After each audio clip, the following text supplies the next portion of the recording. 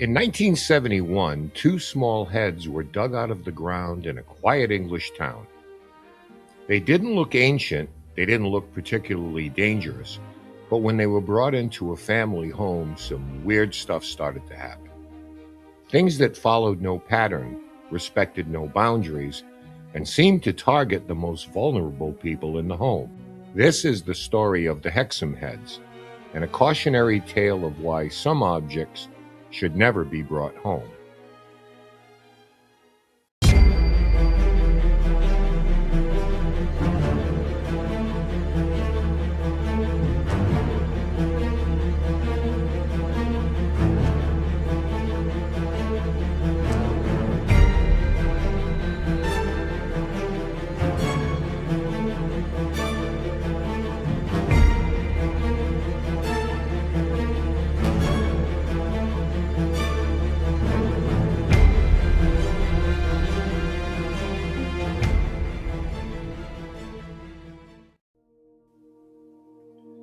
Hexham is a small market town in Northumberland, England, quiet, ordinary, and deeply rooted in history.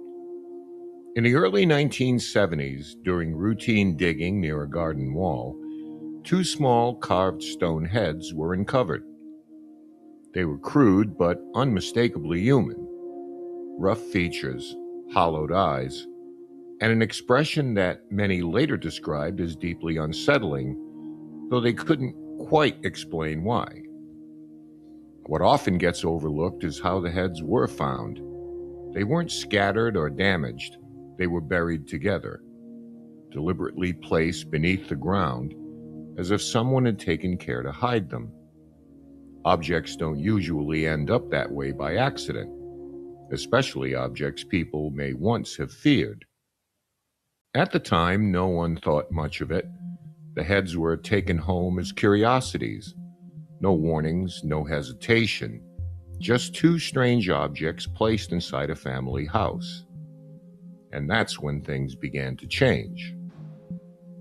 At first, the disturbances were easy to dismiss.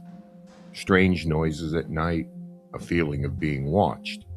The kind of things people chalk up to old houses and overactive imaginations. But the children in the home reacted almost immediately. They complained of vivid nightmares. They refused to sleep in rooms where the heads were kept. They said the stone faces were watching them, even when turned toward the wall. One child later claimed something even stranger, that the heads didn't always look the same, that sometimes their expressions appeared to change, subtly but noticeably, angrier, heavier, more intense. Now, whether that was fear, imagination, or something else entirely, it's a detail that appears again and again in object-focused hauntings. And it's usually where things begin to escalate. The activity didn't stay subtle. Loud bangs echoed through the house. Furniture shifted on its own. Objects were knocked from shelves. Doors slammed violently, sometimes with enough force to shake the walls. The children reported being touched, pulled at, pushed, even struck by something they couldn't see. And what made this especially disturbing was consistency. These weren't isolated moments. They happened repeatedly, often with witnesses present. Visitors noticed it too. People entering the home described an immediate sense of unease, a pressure in the air, a feeling that something was very wrong. At one point, the family tried to remove the heads from the situation entirely. They were taken out of the house and stored elsewhere. The hope was simple. If the objects were the problem, removing them would end it.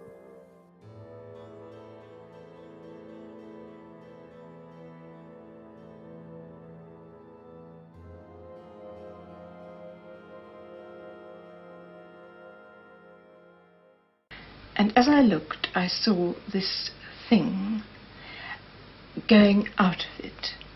And it was about 6 feet high.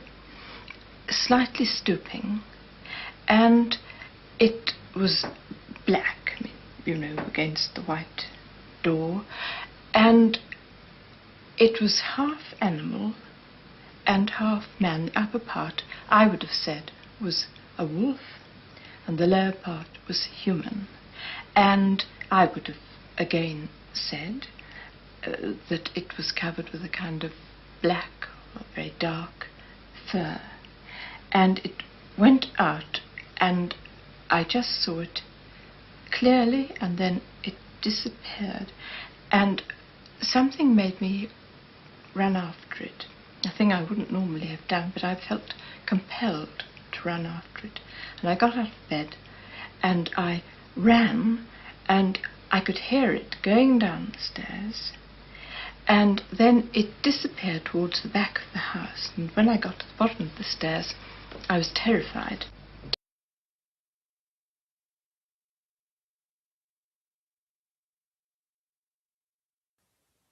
Wherever the heads were kept, the same sensations returned, the same oppressive atmosphere, the same fear. It was becoming increasingly clear that this wasn't tied to a location. It was tied to the objects. As the months stretched into years, the psychological toll became impossible to ignore. The children grew withdrawn, exhausted, afraid to be alone. They described shadowy figures standing at the edges of rooms, watching silently. Some reported hearing whispers, voices that didn't sound kind, but didn't always sound threatening either. And that ambiguity made it worse. Fear didn't come in bursts. It settled in, lingered, and became part of daily life. What's important here is restraint.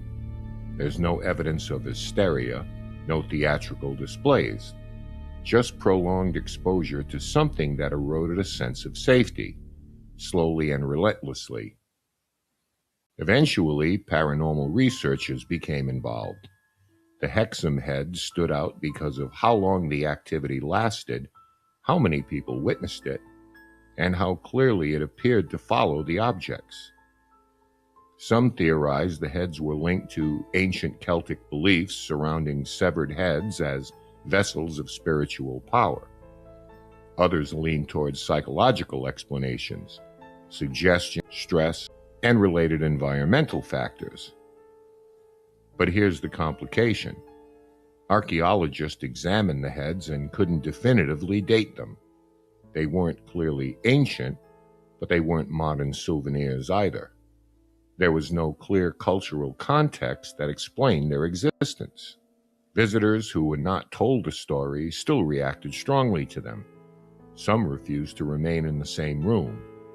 Others reported sudden anxiety or a powerful urge to leave, without knowing why. That kind of unsolicited reaction is difficult to dismiss.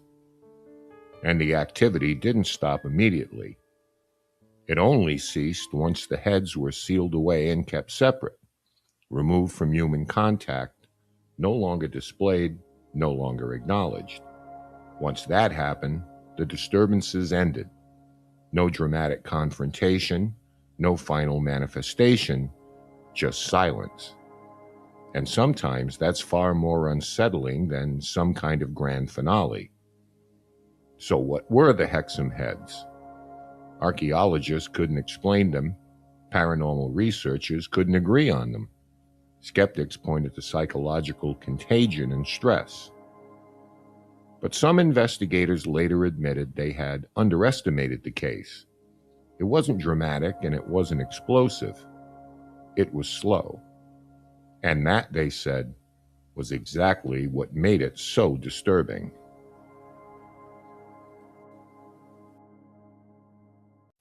The story of the Hexham heads reminds us that not all hauntings remain in one place.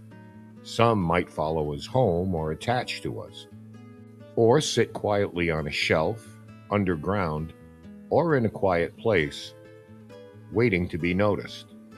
Sightings of a half-man, half-beast creature with padded feet were reported after the heads were brought into various people's homes. The creature was described as having a black, almost wolf-like appearance.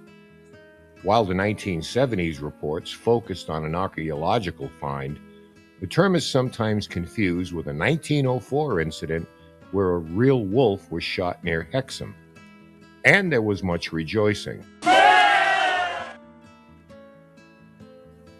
But maybe the most disturbing thought of all is that whatever followed that family and Dr. Ross to their homes didn't need a house to haunt. It only needed the opportunity to join them inside theirs. If you enjoy deep dives into paranormal cases, subscribe here for more true stories of hauntings, the supernatural, and unexplained phenomena. And in the meantime, remember, stay spooky.